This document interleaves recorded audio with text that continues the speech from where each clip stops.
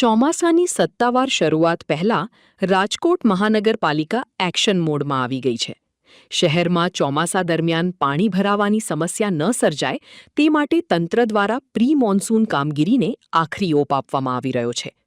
આજે સવારે 9 વાગ્યાથી જ રાજકોટના મેયર સહિત તમામ કોર્પોરેટરો અને કોર્પોરેશનનું વહીવટીતંત્ર એક સાથે મેદાનમાં ઉતર્યું હતું.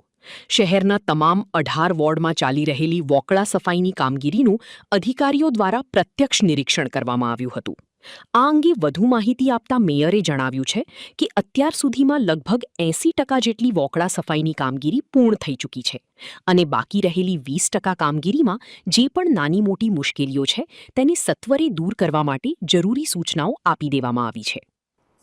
એટલે પ્રથમ વખત અમે પણ એક એવું વિચાર્યું હતું કે ભાઈ અમારા બધા ચૂંટાયેલા કોર્પોરેટર છે એમાંથી 70% નવા કોર્પોરેટર છે અને કોર્પોરેશનની પ્રી મોન્સૂનની મિટિંગ અમે 2 દિવસ પહેલાં જ કરેલી હતી, જેમાં એવો રિપોર્ટ મળ્યા હતા કે ભાઈ 70% કામગીરી પતી ગઈ છે અને 30% કામગીરી નથી પતી.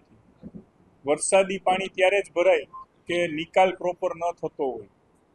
સામાન્ય સંજોગોમાં પ્રોપર નિકાલ થતો હોય તો વરસાદના પાણી ભરાવાની સંભાવના ન રહે.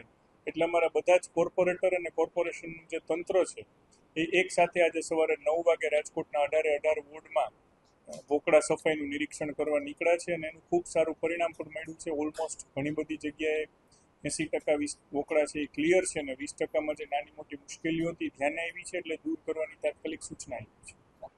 આપની વાત સાવ સાચી છે. ઘણા બધા એવા નિશ્ચિત ચોક છે.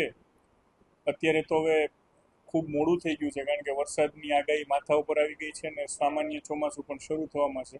પરંતુ આગામી વર્ષે આ બધા જ સ્થળ આઈડેન્ટિફાઈ કરી અને એમાં શું બેસ્ટ થઈ શકે છે એ કરીને પાણી ન ભરાય એવું આયોજન કરીશું.